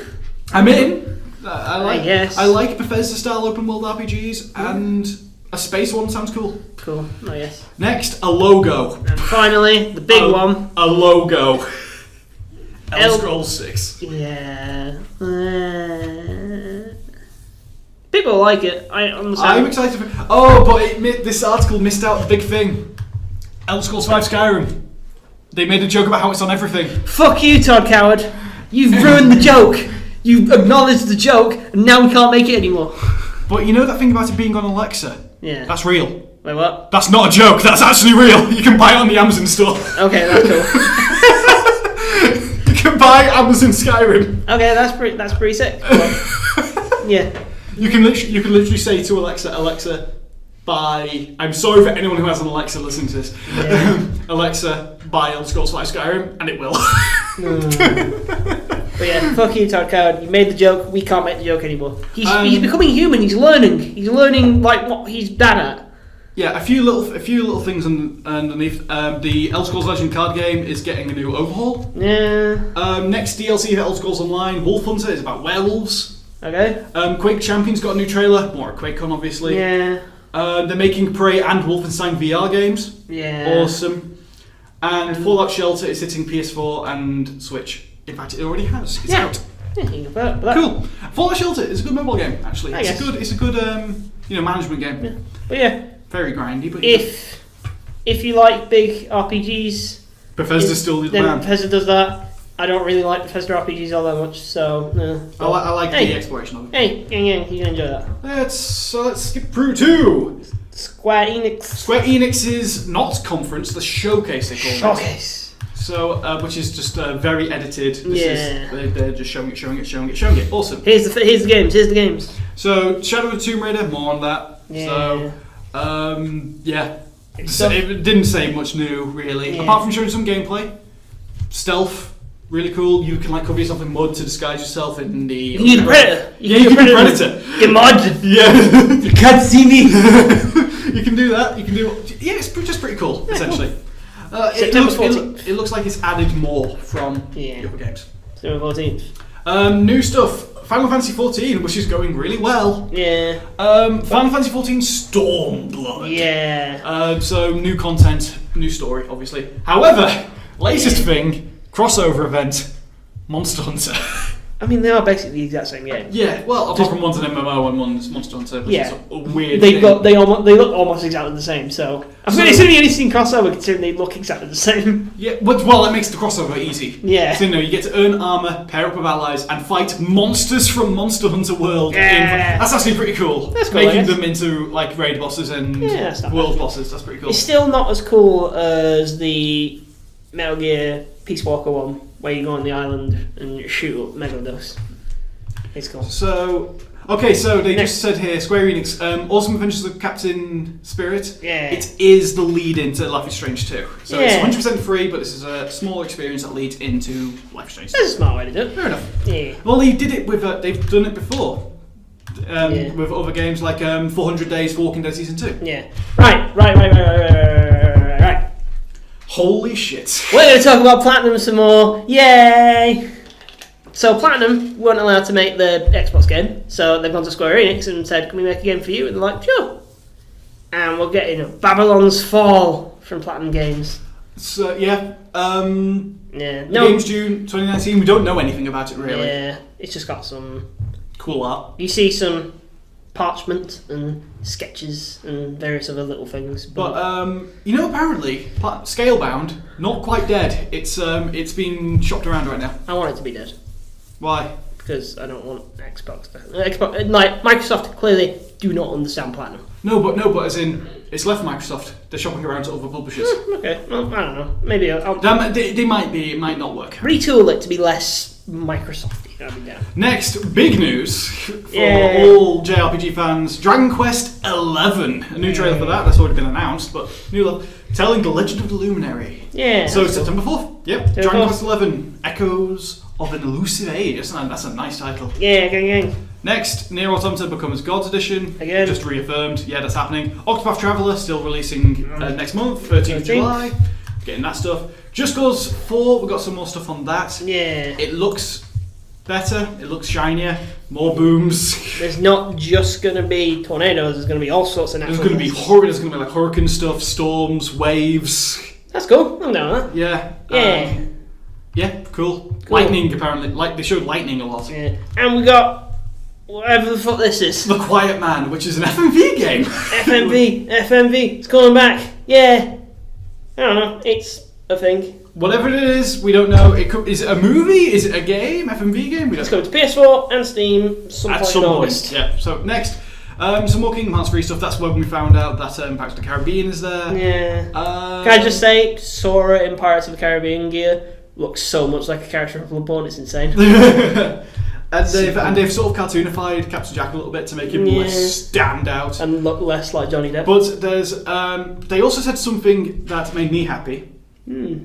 Was that there's going to be this might have been at another showcase actually, but I'm just going to say it now because I just remembered it. Kingdom Hearts 1, 1.5 and 2.5 collection coming out on all the new consoles. Hey, that's cool. With free. Oh no, I saw that. Yeah. If you have a PlayStation, you can pre-order the... I think it's the all-in-one edition or something. Yeah, all-in-one edition. You get every single game. You get immediate access to 1.5 and 2.5, and you get the pre-order for free. Yes, that's awesome. Which is cool, I guess. That's awesome. But that's not just because you get 1.5, you get RE Training Memories, you get the cutscenes to Free Fire every 2 days, weird. Kingdom Hearts 2.5, Birth by Sleep, and the cutscenes to are recoded. That's awesome. And then you get every game essentially. Yeah. Every bit that matters from every game. That Square Enix done. I don't know if you get Dream Drop Distance, but you probably do. Because that had the demo for free on it. Yeah. Anyway, we're trucking along with these ones. Next, everything. Everyone's favourite conference. The Ubisoft conference. Everyone's favourite place full of memes and cringe. Ubisoft know that they're cringy, so they're doing it intentionally. Yeah. That's fine. I'm actually okay with them doing that. Dance number with a panda bear. Yeah. Because it's got to be for Just Dance, obviously. I don't like those numbers, but I understand why they have to do it, because Just Dance sells massively. They were still selling Just Dance on the original Wii by the time the Wii U died. Yeah, it's insane. So next, you missed a bit up the top there. No, it's just about the dance number stuff. No, Rainbow Six Siege stuff I think was first, wasn't it? No, it's just a thing. But so first we got a big CG trailer for Good and Evil, Beyond Good and Evil 2. Yeah. Awesome. It's a prequel. It's pretty cool. We know that. It's pretty cool. The trailer still looks great. Jade is evil. Yeah. And they say, but this is no, it does make sense if you actually know the plot of Beyond Good and Evil because of what I'm not going to say what it is. I don't want to spoil Beyond. Yeah, it looks cool. Although I will say they have started doing this thing recently. Yeah. With conferences that I don't like, which is they'll show here's the gameplay we're going to show you, and then have the camera look at the stage, and you can just see a far away shot of the screen because they want to see the crowd. Yeah. And it's annoying because it's well, if you're going to show the gameplay, show it to us. Don't be we're going to show it you from afar. Yes. So I have this theory that's so they can hide it might not look that great because it looks very pre-alpha kind of stuff. But it still looked great. So it's weird. I guess. But and plus they brought the trailer up anyway. Yeah, who cares? Anyway, so Joseph Gordon-Levitt came out of nowhere. Yeah, because he wanted to talk about Beyond Good and Evil 2, I guess. Well, he also co-founded Hit Record, who are doing it. Yeah, that's nice, I guess. Yeah, that's something. Bunch of other stuff. Talked about Rainbow Six Siege. That Rainbow Six Siege is a big game. Oh, there was a bit of a flub. Oh, yeah. We nailed it still on mic. Yeah, it was a bit rubbish, but yeah. So Rainbow Six Siege came out. The game has 35 million players. How the hell did this happen? Rainbow Six Siege was huge, and it deserved it, to be fair. And Ubisoft is going to publish a documentary about it. Yeah, that's all they talked about. Like I said, there is some content coming, but we're not going to talk about that. We're going to talk about the documentary. We're going to talk about how cool you guys are. Yeah. Yeah. Fair enough. Next, and then a dude rode in on a motorbike and crashed, and then apparently did the rare thing. Yeah. To announce Trials Rising. Awesome, new Trials game. Yeah. Bigger than ever. Yeah. February. Trials is amazing. February 2019, PC, PS4, Xbox One, and Switch. That's amazing because Trials is one of the biggest create your own shit game ever. You can make a game within Trials. It's awesome. Yeah. Division 2. Again. New CG trailer. Yeah. Awesome. Cool. Just some story stuff, not any gameplay. Story stuff hey, you get to sit with fuck. Yeah. Who cares? Grant Kirkhope. Yeah. One of the gaming industry's greatest composers. I will accept no substitutes from the old guard, Nomura Matsu, Koji Kondo, Yoko Shimomura, Grant Kirkhope. He's great. Yeah, he did a cool rendition of some music that's going to be from the new Mario & Rabbids DLC. Donkey Kong Battle. Themed around DK Donkey Kong. Donkey Kong will actually be playable instead of just DK Rabbit. Donkey Kong. There's a Cranky Kong Rabbit. At this point, we didn't get the DK rap. And he uses his Donkey Konga bongos as a weapon. Yes. That's cool. That's another game that came out of nowhere and was great. Yeah. Hey, let's talk about Assassin's Creed 4, but only half of it. Let's talk about the best thing to come out of an Assassin's Creed game ever since it came out. Yes, it's Skull and Bones, ship combat, only ship combat. There's no walking around at all, apparently. Yeah. And it's online. You have your mates and you go around and fight ships. It looks cool, I guess. I'm happy for it. I'm happy to take an Assassin's Creed game where I don't have to play Assassin's Creed. More in-depth ship combat than Assassin's Creed 4. So fair enough. Next, an actual FMV game. Well, first off, can we talk about the fact that Elijah Wood showed up? Yeah, Elijah Wood showed up. Yeah, and because Spectravision, which he owns, is making it. He's making a part FMV, part first-person exploration puzzle game called Transference. About jumping between brains of a family to unravel a mystery, coming to VR and non-VR. That seems like a game built for VR. I guess, yeah. But an FMV game. Cool. Yeah. And it looks actually pretty cool. Yeah. So next, Starlink. Starlink is... I've never heard of Starlink before. It was announced a little while ago. Not too long ago, but it's basically, Amiibo? That but a Starship. Oh, cool. So the controller is, the ship you see in the trailer? Yeah. That is the controller. Ah. And you can fly it around with the buttons and stuff like that and choose. But then you can take attachments and plug it onto your ship's wings and get missile pods, laser cannon, stuff like that on the fly as you're playing the game. Yeah, that's cool. That's a cool little thing, but it's going to be getting some... You want it on the Switch, basically. Yeah. On the Switch, it's going to be getting some fun Star Fox content. It's coming with its own unique ship toy, which is an R-Wing, which you can also plug stuff And they on. demonstrated that by giving it to Shigeru Miyamoto, who shows up out of nowhere. It was just in the crowd. Ubisoft and Nintendo have always had a good relationship. It seems to be getting better and better, which is nice. That's nice. Yeah. Coming out 26th of October, looks like a fun Star Fox game, pretty much. That's something, I guess. For Honor is having a giveaway. Yeah. Starting until Monday the 18th. Yeah. You can grab the starter edition for free, as long as you can deal with Uplay. And also, new DLC stuff. There's We got the Marching Fire. This is a huge expansion for the game. Marching Fire. You get Chinese warriors. It's adding an entirely new faction to the game, which is pretty cool. 4v4 multiplayer, recreating what is a medieval fantasy of a castle siege. Someone, I think it was Pro Jared on YouTube, said, I don't know how much this is quite right. Are the players doing the sieging, or is it all computer controlled and the players are just fighting with a siege setup? But yeah, if there's stuff for Honor, if you're playing for Honor, boom, you've got some cool things for all 4 of you. Yeah. Unfortunately. For Honor should be great, but it wasn't quite at launch. Crew 2 getting an open beta. Nice. Crew 2. 21st of June is coming out, the open beta, but you can download the files now, and then when it comes up, you can just play the game. Yeah. Crew, great concept, not so great game. Crew 2 seems to be looking to fix a lot of it. Yeah. Next. The final thing they announced. We're going back to yearly releases, motherfucker. Yeah, Assassin's Creed is back, boys. Assassin's Creed Odyssey, Ancient Greece. It's been in development for 3 years. That's kind of mad. Well, it was probably like when they went on their break and they split the team up into 2 teams. Origins team, Odyssey team. Yeah. Said, we want to make one in Ancient Greece, but we also make one in Ancient Egypt, so they just make both. Yeah. You are an outcast mercenary, either a boy or a lady. Alexios or Cassandra, which is basically the way Syndicate was done. Yeah. But it has RPG elements of a dialogue tree. Yeah, that's nice.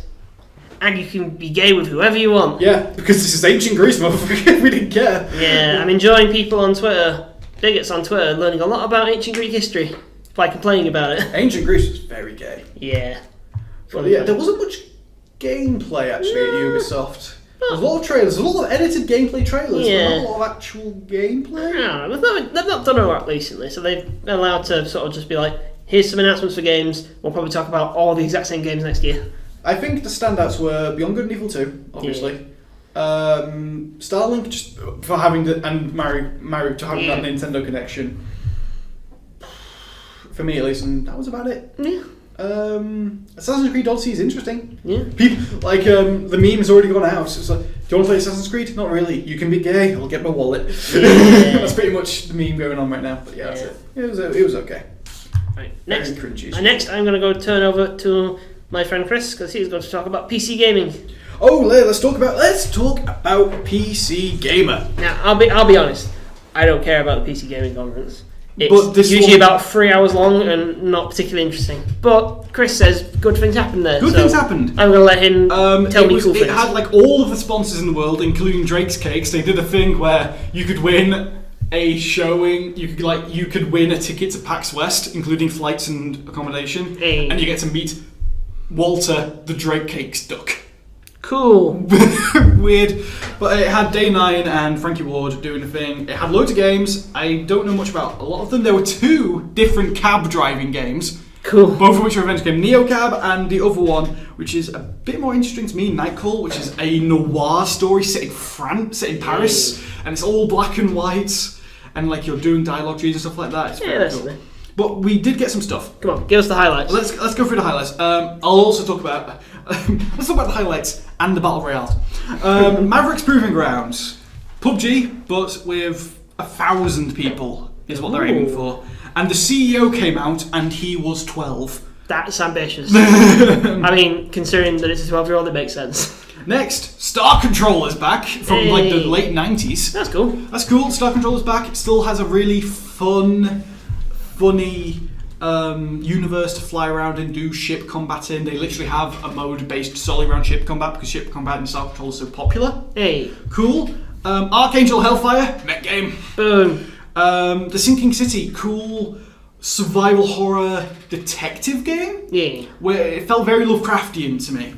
Warframe, more stuff coming to Warframe. Hey. Just play Warframe. It's value for money. Because it's free. Yeah, Warframe is actually a good game. Warframe is amazing. Warframe has fishing in it now. Yeah. Warframe has every game. Sega showed up. Sega just threw everything onto the PC. Yeah. It's like, I do have just the thing of what they showed. They showed Yakuza 0 coming to PC very soon. Yakuza Kiwami coming up pretty quickly as well. Bayonetta coming to PC. Yeah. Shining Resonance Refrain coming to PC. Shenmue 1 and 2 coming to PC. Cool. Valkyria Chronicles 4 coming to PC. They just showed hey, Hey, here's all of these games. Throw them on PC. Well done, Sega.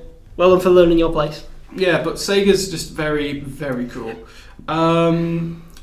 Jurassic World Evolution was there, the new Jurassic Park sim. No. Like, you actually get to make your own Jurassic Park. Oh, yes. Jeff Goldblum voiced over the trailer going about how your park is doomed. Because it is.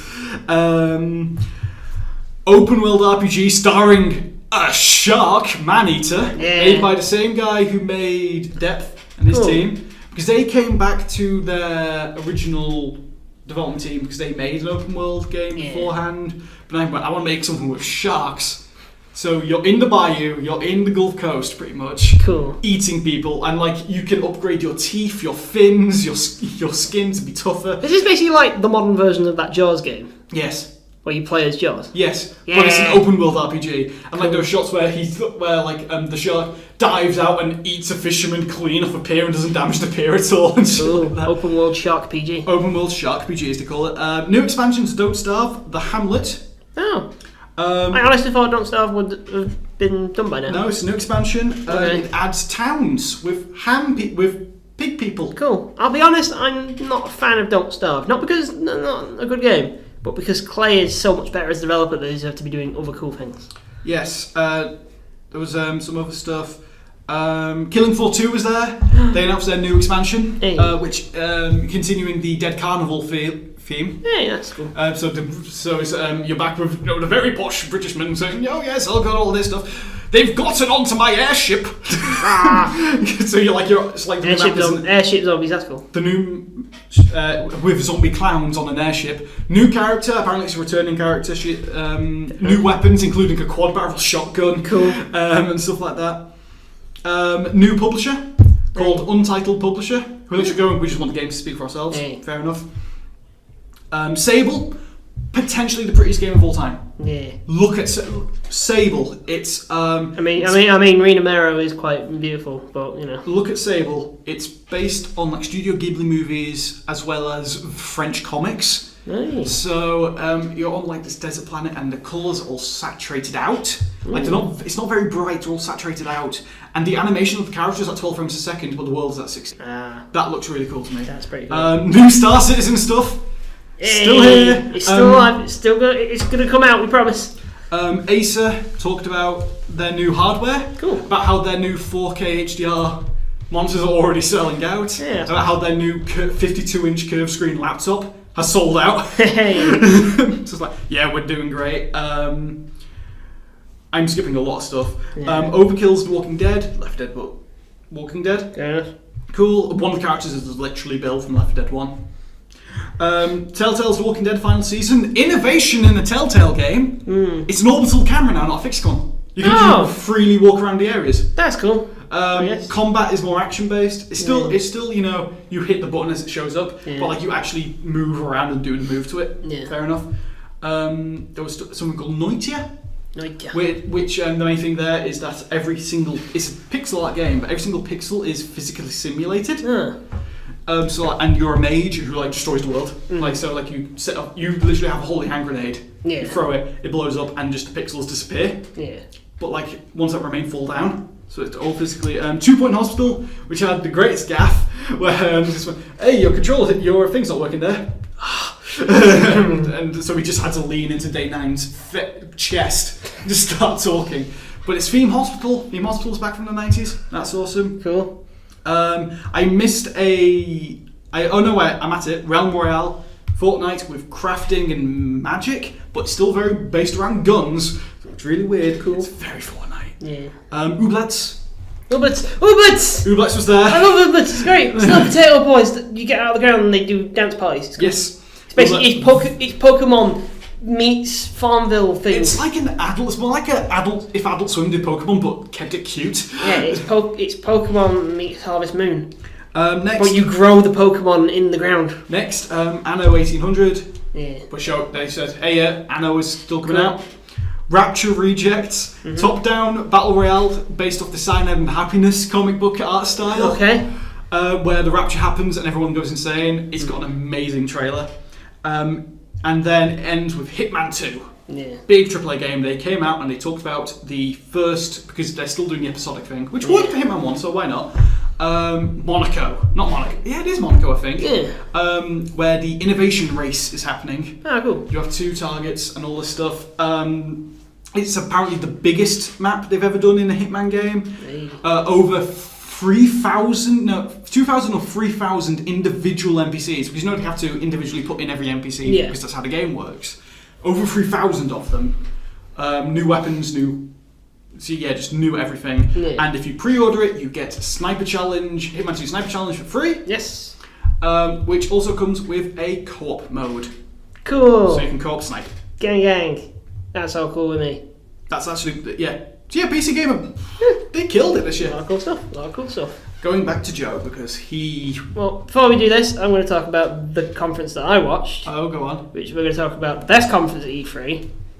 Devolver Digital's Big Fancy Conference 2018. Which was 30 minutes long. If you're not familiar with Devolver Digital are good boys who publish lots of good indie games. If you have seen a quirky, potentially violent, pixel art game in the last 5 years, it's probably been by Devolver Digital. Yeah. Published by them. Last year, Devolver did their first ever Big Fancy E3 conference.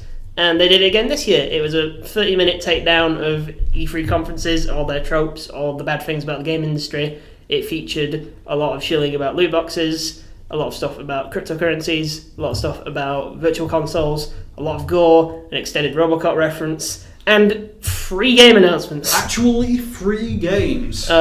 Scum, which is, as they call it, a Supermax open-world survival game. Nice. In basically sort of a mix between a battle royale and something like Rust or Fair something enough. like that. Based on the idea of it being like a survival game show type thing. Oh, okay. So sort of like Project Darwin. Yeah. Okay. And it's got a big robot in it Yeah. that crushes people to death. Oh yeah, the big robot words. Yeah. I have seen stuff from that. My Friend Pedro, which is a 2.5D run around shoot game where you bullet dance around and shoot people. Basically, your character is constantly spinning around with guns, and so you have to spin around, bounce off walls, and shoot people correctively in cool manners. It looks cool. And most importantly... Banging the table for this one. Most importantly, we are getting a re-release from Devolver of the greatest video game ever made by humankind. From 2005, from Software. Oh, really? From Software, only released on the Xbox. Oh. Original Xbox. Yeah, of course. Metal Wolf Chaos XD. Metal Wolf Chaos, if you have no idea what it is a game about you playing the President of the United States who gets ousted by his Vice President who tries to take over America and kill you. So you and your first aid pilot your giant mech suit out of the White House and attempt to stop the evil Vice President from destroying the world, who also has his own mech. Awesome. And you do big fights. That's amazing. It is a game that wasn't very good. It was a bit stupid. It had some of the greatest bad voice acting in the world. In fact, I'm going to use some of it as... Are we talking Nerf Defense Force bad? It's very melodramatic, if that makes sense. I'll put a bit of it in at the end and you'll see what I mean. Okay, because we still need to put some bad voice acting in there somewhere. Yeah, but yeah. So, that's getting a remake at some point. Coming to Xbox One, PC, PS4, coming to all sorts. I don't know when, but it's by the end of this year. When it comes out, buy it. You should. It's good. Yay, Devolver are great. Next. Now we'll talk about proper video games. Let's go back to Sony.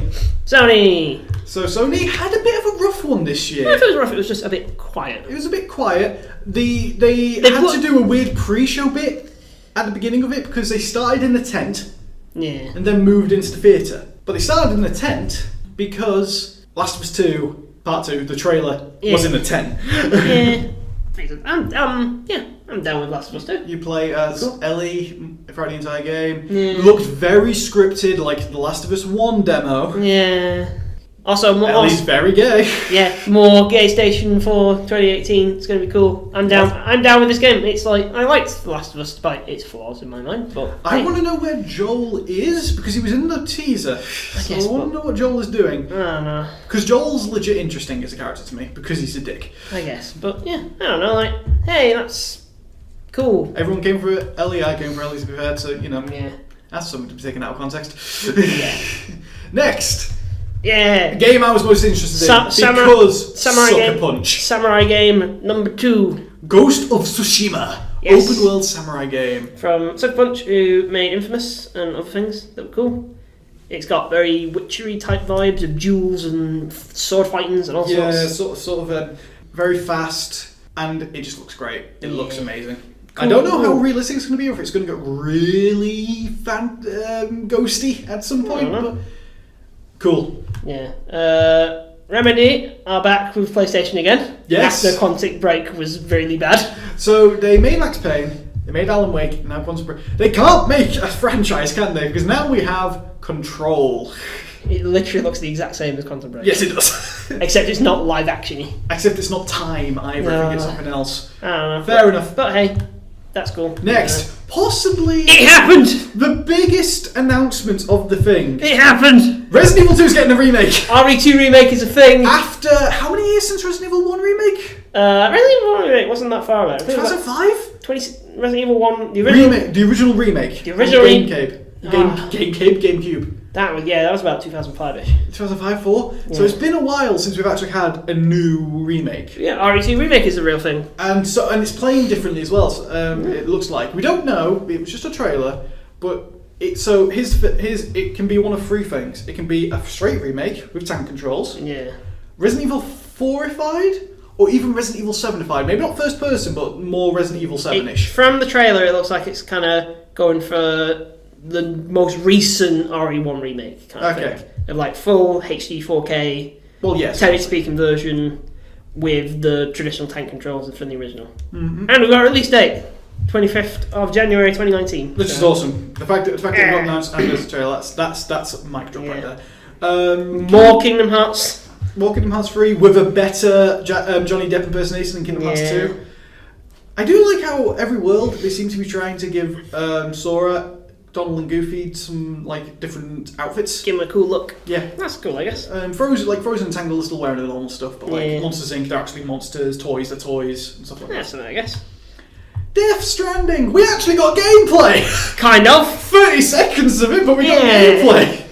Which was probably because Kojima was told, okay, you need gameplay now. It's like, oh, all right, we'll put in the walking. Death Stranding, it's still weird as shit. I can't wait. I don't know what it is. There's apparently, there's a bit where Norman Reedus ages rapidly, time travel happens, but it doesn't affect you as well. So, what? It's weird, but hey, I'm cool. The actors still don't know what's happening. It feels a bit like Kojima's going to Konami and going, fuck you pachinko fucks. Yeah. Look at this dumb shit I can make now. Kojima's definitely going, this is the most Kojima thing Kojima will ever be. Yeah. But yeah, Death Stranding is still a thing. Next, another huge announcement. The third Samurai game. Neo 2! Yeah! No one expected that, because they thought Neo 1 was recent. Neo 1 was last year. Yeah. It's very weird. But this one's coming out next year. Yeah. So there was a 2-year gap. Yeah, that's cool. Plus, Neo seems like a game where you can sort of churn out a sequel. Yeah, Neo wasn't that complicated, all things considered. It was a Dark Souls clone. Let's be fair, Neo was a Dark Souls I imagine it's based off the same engine, so there's not a lot you really have to do other than that. So, hey, that's cool. New story. Woo! Yeah. And then the big one. Spider-Man. Still looks cool. I can't do the rest. Spider-Man looks great. I want it so badly. This looks like the Spider-Man game. That's cool. At this point. It showed a lot of more enemies. Yeah. A lot of still focusing on Mr. Negative, but a lot more enemies showed up. Yeah. Like Kingpin was there and stuff like that. Yeah, I'm in. Yeah, it's so cool. I saw some stuff that they did with Game Informer, where it's like, Jane Joe Jameson's in the game. Hey. And all this stuff. Yeah, it's really cool. Yeah, cool with that. Last but not least, another game from From Software. A VR game of all things. They're making a VR game, Della Cine. Della Cine. I might be pronouncing that wrong. Feels very French. It might be getting that wrong, but yeah, things we were not expecting From to announce. Yeah, a PlayStation VR game. That's going to be interesting. I think From seem to have earned a reputation now where they're allowed to make other stuff. Well, they said Dark Souls 3. This is the last Souls game. Yeah. Unless we make Bloodborne 2. Yeah. This is the last one. We're going to do other stuff now, which is why we're getting Shadows Die Twice, which looks to be much more character action, a VR game. So yeah, they're branching out. I'm cool with that. Which is fair to them. They weren't originally the Dark Souls, Dave. They did other stuff. There were some other little things. if you pre-order Black Ops 4, you'll get some free Black Ops 3 maps. And if you have a PlayStation Plus subscription, you get Black Ops 3 for free today. Yeah, that's well, right. on the day it was done. It's still free now. Is it still free now? Yeah. Awesome. So yeah, if you have a PS Plus subscription, you can go get Black Ops 3 for free now. Pretty good Call of Duty game. Yeah. Bit about Destiny 2 Forsaken. Some story stuff, essentially. Yeah. And then a platformer called Trover Saves the Universe by Justin Roiland of Rick and Morty. For PS4 and PSVR. That's cool. famous. Yeah. They do some good VR games. They did, what was it called? The Interview or something like that? Which was a very weird, very Rick and Morty game. Yeah. But, yeah, I don't know. Next. Yeah. We're back to the notes, because I took a lot of notes on this one. But certainly not least, Nintendo. Okay, here we goddamn go. Spoilers. We're going to talk about Smash for a while. However, I feel like we should focus on what was said beforehand first, because there was a lot of great stuff Cool things. from Nintendo. They didn't talk about things people want them to talk about. They didn't talk about Metroid. Yeah. No new Mario game. Mm-hmm. So, a lot of stuff missing, Yeah. because Smash took up so much space. Yeah. But they did cram in a good fair amount of stuff. Yeah. Starting with an announcement of an entirely new game. Yeah. Daemon X Machina. It looks cool as fuck. It looks like a really stylized anime mech game. It's cell shaded. It's got mechs and swords and missiles and cool stuff. And bigger mechs. And it's out in 2019. New IP. Yep, awesome. Gives that a go.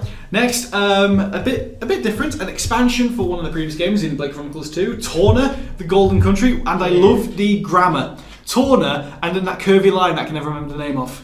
Yeah. I don't know why it's called that instead of just a colon. But September 2018, more plot. It's actually cool to see a RPG get plot expansion, a JRPG get a plot expansion DLC. That's actually really cool. Yeah, we got some fun gift material. Behold, a wild Reggie. Reggie did his usual gift material then, where he's like, "I'm going to fiddle around with this Pokeball for a while." And then said whether it's you're being invited to a smashing invitational, or whether you're going through Leaf Forest to Viridian cities to catch them all and all that stuff. Yeah, but we talked about Pokemon Let's Go, Eevee and Pikachu. Yeah, November 16th, so same 2018. There's co-op and battle play for the first time on one system. Yeah. Like there was been battle play on like some of the console games, like Stadium and all that stuff, but never co-op and never like an actual Pokemon game being able to be played multiplayer on a single system. Yeah. That's cool. And also, if you get the peripheral, Pokeball Plus, you can put your Pokemon from the game in the Pokeball and carry it around, which people are super excited about. Yeah. And each one comes with a free mew. Yeah. Look at that's cool. That's awesome. That's actually really cool. So I was very skeptical on Pokemon Let's Go. They didn't really change what they said about it, but I'm sold. Yeah. It makes sense now. Next. Right, I'm just going to turn off for a while. You go ahead. So there's a new Mario Party, a Super Mario Party. So it's actually a board game again, instead of the car shit. Back to hating everyone.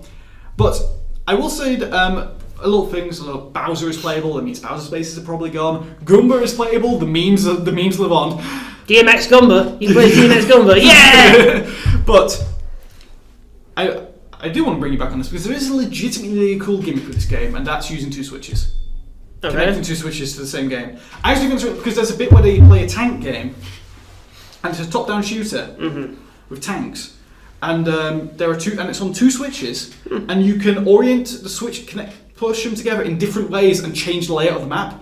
Then you swipe to connect the switches, and then it's one game board. Yeah, that's I actually cool. think that's a really cool thing to do with the switches. That's cool. It's not going to make me play Mario Party anytime soon, but it's a cool thing. I can't wait. Like I thought, Super Mario Party, yes, great. Super Mario Party is back to the way it was, but more importantly, that's a really cool thing to do with hardware. I can't wait for an actual video game to try and use it. Yep. Next, Fire Emblem. Yeah. Fire Emblem Three Houses coming spring 2019. That's fair. It looks really cool. Yeah. New orbital cam hub world instead of just top-down stuff. Battles have a new twist where they're actually soldiers on the battlefield instead of just your playable characters. So you can have traditional play where just like zoom out and you've just got your unit and you move around and then they're squads and they offer buffs. They like attack with you, they get damaged with you and all this stuff. So you like lose attack as you get damaged. As well as more grand strategies of where you zoom in and it's like a big strategy board with your squads of soldiers and your heroes, and you actually get to do positions and stuff like that, and formations, which I think is really cool, actually. Cool. Next, Fortnite is coming to Switch. It's out now. Oh, okay, cool. Fortnite on Switch is out now with full crossplay between PC and Xbox One. Yeah. That's awesome. Fair enough. Overcooked 2 confirmed to be coming out on Switch. August 7th. With new features, like the ability to throw food to other people to understand the place. Cool. And kitchens that can change like that. Ah, cool. Instead of like, ones where they let you around. Like there's one that shows that on hot air balloon. And hot air balloon crashes and they're in a new kitchen. Ah, cool. We got coming out August 7th. Next, this is actually really cool. Killer Queen Black, which is a re-release of Killer Queen, which is made by it's an indie arcade game. Yeah. Like actually arcade cabinets. They said for years this game is impossible to port to consoles. Oh. It needs 6-player arcade. But now it's happening on Switch. Hey. And other consoles, because it's a timed exclusive. It's, coming out this year. So that's interesting. It's really cool. It's a really cool game. Also, Hollow Knight, it's out on Switch. Yeah. With all previous DLC. Yeah. Awesome. They also said that after the thing, there would be a thing with Treehouse event, which always shows some North stuff and some cool stuff. But we're not going to talk about that. As well as a Splatoon World Championship and a Smash Invitational. Cool. We'll talk about that later. Well, we'll see if we have time. I'm going to do the quick thing. Octopath Traveler was announced. That's happening July 13th. I'm going to do the really quick run through of their, because they did that sizzle reel. Yeah. Okay, so quick roundup of the sizzle reel. Starlink, it's coming October 16th. Arena of Valor, which is a Tencent MOBA, new one. They already own League of Legends, but it's coming out on Switch, autumn 2018. Minecraft coming on June 21st to Switch. Sushi Striker, Way of the Sushi Dough, high octane sushi making game, is out now on Switch. Mario & Rabbids Kingdom Battle Donkey Kong Adventure, June 26th. Pixark, which is literally Ark Survival Evolved, but Minecraft. Cool. Even has the logo of Ark. Autumn 2018. Just Dance 2019, October 16th this year. Dragon Ball Fighters 2018. Splatoon 2 Octo Expansion, summer this year. July 13th gets Captain Toad Treasure Tracker. Awesome. The Crash Bandicoot Insane Trilogy, June 29th. They announced a new game in the sizzle reel. Ninjala. No idea what it is. Looks pretty cool. Spring 2019. One you'll be interesting. Carcassonne. Yeah, is getting a Carcassonne. Best board game ever made. Is getting a winter 2018 release on Switch. Yeah. Awesome. That seems like such a perfect console for it. Yeah. Ark Survival Evolved, the actual game coming out autumn 2018. Cool. Wasteland 2, the Rector's Cut coming out in autumn. Of all things. Paladins, that one everyone decried as an Overwatch knockoff. Yeah, cool. That's out now. Fallout Shelter, also out now. Dark Souls Remastered, summer 2018. SNK Heroines Tag Team Frenzy, fighting game with only the female characters of SNK, coming out September 7th. That depresses me. And it's in 3D. It's not sprites. That depresses me even more. Monster Hunter Generations Ultimate, August 28th. Yeah. Wolfenstein 2: The New Colossus, June 29th. The World Ends With You Final Remix, autumn 2018. Mega Man 11, October 2nd. Yeah. And Mario Tennis Aces, June 22nd. Yeah. So lots of great stuff in there. Now the big thing. What we're all here for.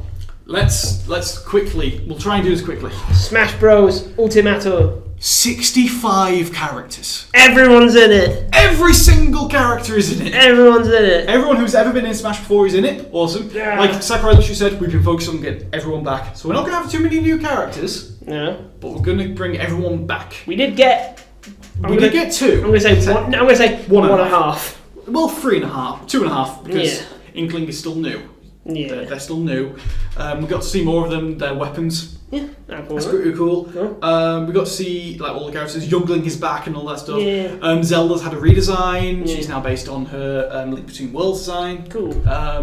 Link is based off Breath of the Wild, so his bomb is now remotely detonated, which is pretty cool.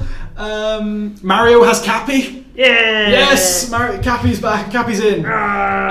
Snake's in it. Snake's in. They nerfed his bomb, so -5 stars. Bayonetta, isn't it? Bayonetta and Snake are in it. Bayo's got a Bayo 2 design, aka her good design. That was already in Smash 4. Oh, okay. It was default as Bayonetta 2, and you could become Bayonetta 1. Oh, okay, fair enough. Mario's got new skins. Wario's back. All the Smashes have been changed. There's no transformations. Cool. Final Smashes anymore. They're all just hit. Yeah. Mega Man's had his Final Smash changed. Yeah. Proto Man and Base show up now. Yeah. Speaking of men, Bomberman is an assist Bomberman is an assist trophy. My boy's in there, yeah. Everyone's complaining that they wanted him to be, playable, but make him an assist trophy. Bomberman's cool with that. Waluigi's still an assist trophy. Sadness. They also changed how dodging works, so you get less and less invincibility frames with every consecutive dodge. That's a cool method to do. Yeah. And then, after all that, they also announced new stages and stuff. Yeah, we got the idea of Echo Fighters as well. Echo Fighters, which is, they're basically confirming clones exist now. Yeah, and we got an announcement of a clone. We got announced, so the Echoes that are in it, so it's Dr. Mario, Lucina, Dark Pit, and something else. Mm-hmm. I think Ganon, probably. Ganon's had his design changed back as well. But Daisy! Yeah! Princess Daisy! God damn the worst princess is in the game. The best princess! The worst. I'm not having this discussion. Daisy is great. Better than Peach. Oh damn. We're not having this discussion. We've got a debate. We're not having this discussion. But yeah. Put that on Twitter. Follow us at VGM Radio Show. At VGM Radio Show. Tell us the best princess with Who is the best princess? Daisy or Peach? We will allow writing candidates.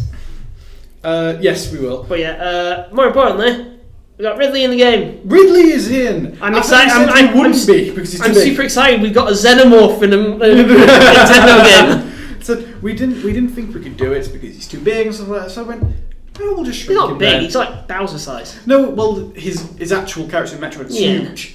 Like, and his wingspan is fucking gigantic. Yeah. So how are we gonna do this? So they just made his wingspan smaller. In Smash they just made him like Bowser size. Yeah, he also has a Meta Ridley. Yeah, which is pretty cool. That's cool. And there's been like tons of stuff that's happened with Smash. Yeah. Like, everyone thought, is this just a re-release of 4 or is it a new game? I don't know. It's Smash 4.5. I feel like there's enough content added to it that you could say it's a new game. I'm calling it a new game, but I'm also calling it Smash 4.5. Yeah. I'm calling it. It's a bit. The only thing I can say for it is it's not Smash 5. It's not Smash 4. It's Smash Ultimate. It's the equivalent of an Ultra Street Fighter, or like an addition to a Street Fighter that's like this is the top tier version that you get, kind of thing. But yeah, hey, Nintendo did good. Yeah, it all that can be said is Smash Ultimate. Yeah, and that is E3. I do have a few more games. Oh, okay. I want to really quickly run through. Alright, be quick. Because there was an Xbox's reel of indie games. Okay. And I'm just going to quickly say what they pointed out, just so we can end with some really cool stuff. Cool. So the indie showcase. Outer Wilds and Horizon Zero Dawn-esque, but it has space travel. Cool. After Party, 80s neon Halloween awesomeness. It looks great. Co-op platformer. Kingdom 2 Grounds, 2D PC pixel art style fantasy game, I don't know. Nice. Golf Club 2019 featuring PGA, because EA loves PGA. Warhammer Vermintide 2, already on PC. We already know it's a good game. Coming to Xbox. Fringe Wars, space combat with larger scale battles. Cool. Oh, nice. Below, very indie top-down hack and slash. Console launch exclusive, that one. Mm-hmm. For Xbox. Conqueror's Blade, Mountain Blade with the Mongolian Empire. Nice. Waking plays a woman in a hoodie fighting demons in an abstract fantasy world with ghost hugs. Cool. Looks cool. Raji and the Ancient Epic, top-down magic-based RPG, cool monster design, reminds me somewhat of Brothers: A Tale of Two Sons. Cool. Super Meat Boy Forever, Infinite Meat Boy. Planet Alpha, very old school, brought to the modern times, sci-fi platform. It looks like Hearts of Darkness and stuff like that. You know, those very old school cinematic platforms you find on PC. Yeah. Islands of 9 Battle Royale, 100 sci-fi, parachute onto an island. I'm not seeing a trend. Sable, again, possibly the prettiest game ever. Harold Halibut, a handmade adventure game, which is a classic point and click where all the characters are done with stop motion animation. Ooh. That looks really cool. I think in a Neverhood kind of way. Yeah, I think the sets are CG because the camera pans around them very much. But yeah, I think the actual characters they're all stop motion. Yeah. Bomber Crew, co-op bomber flight. You're literally flying like a World War II bomber with cool. a crew. Children of Mortar, top-down hack and slash with pixel art. The Wind Road, an open-world samurai RPG with dogs. More so, samurai dogs. Yep. Looks like what's that medieval one that was released? The indie Skyrim. Yeah. Kingdom Come Deliverance, was it? Kingdom Come Deliverance. Kingdom Come Deliverance. It's that with samurais. It looks like. And third person. Generation Zero. All I saw about it was robot deer and a woman with a gun. Dead Cells. Still need to play it. It looks really fun. And Ashen. Dark Souls, but faster and in a different kind of way. It has like Dark Souls bleakness, but there's a bit where you're under the water, running next to a whale. With no idea what's going on. Neat. But yeah, that's basically. I wanted to just quickly give those a shout out because they all look. Yeah, most of them look pretty cool. That is E3. That is E3. That is all of E3. Holy crap! That was some games at E3 this year. So before we go, I'm going to ask you, Chris, for your best conference and best game. Best conference is split for me between Microsoft and Nintendo, but I feel like for the actual show, Microsoft wins. Mm-hmm. And best game, Smash is pretty high up there. Spider-Man as well. I might give it to Forza Horizon 4, but that's because I'm biased, because I love Forza Horizon. I love cars. I love cars. Fucking love cars. But I'm probably going to have to give it to Smash, because it's the ultimate Smash game. I'm going to go with Nintendo. I really like Nintendo's thing. It was all cool. Nintendo Directs have just been great. Yeah, just fun. As for games, I'm going to have to be a big biased boy and give it to FromSoft. Because Shadows Die Twice. Because I want to play that so bad because it was cool. No, Devil May Cry 5. Devil May Cry 5, you so, Devil May Cry 5. Resident Evil 2 remake. Or do you not know enough about it? RE2 remake is up there, but no. Devil May Cry 5 is it's my top tier because I've wanted an actual Devil May Cry game for a while now, and I'm excited that it's back. Fair enough. So that has been the very, very fast pace. We were at 100. We were down on the metal this entire time. We've done that pretty good. Yeah, we were all the way. But yeah, that's us done. So thank you very much, guys. Do you want to do your plugs? Plugs, yeah. Of course, thank you to Zombie Game Society. Yeah.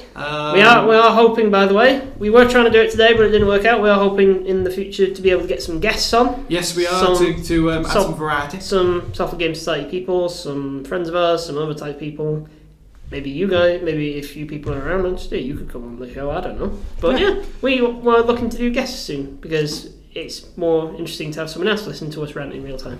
Yes, of course. So, you need someone else to contain my aberrant rage and your disliking of Princess Daisy. So of course, follow us on Twitter at VGM Radio Show. That's at VGM Radio Show, capital VGMR and S. Tell us who is a better Princess Daisy or Peach, and of course that is where you will get the announcements of every new episode. Yeah. Still on YouTube, probably. Yeah. Still working getting those old episodes up. Yeah. So yeah, that's it pretty much. I hope you guys enjoyed this slightly different kind of episode. It was still us just ranting over game news. This has been very frantic. But yeah, it was, we did it. We covered how many conferences? We covered all of them. 8 conferences in just under 2 hours. I feel like we didn't even get into what actually happened on the floor because some news has come out just from the floor. Well, we can talk about that next time. We can. So. I don't think this episode really deserves the smooth jazz music we normally play because this was frantic. I'm out of breath. I'll put some on anyway. Of course. That's us. So we'll cut out to the bad voice acting. See you whenever. I've been Joe. I've been Chris. See you guys whenever. Bye. Bye.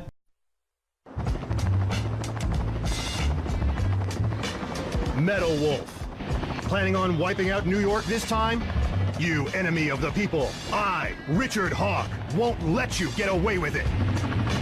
I, Richard Hawk, will uphold American justice without fail.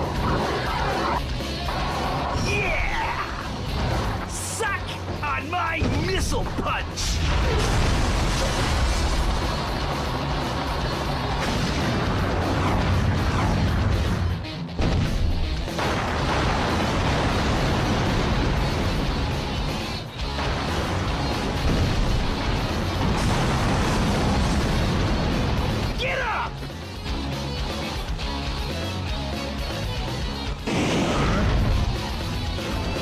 I won't lose, and the reason is Richard Hawk am the last great American hero.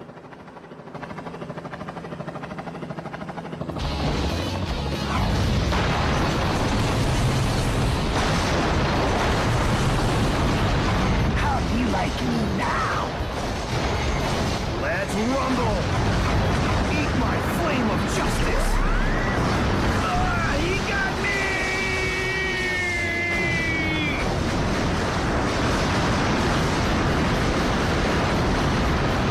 Justice is always victorious in the end.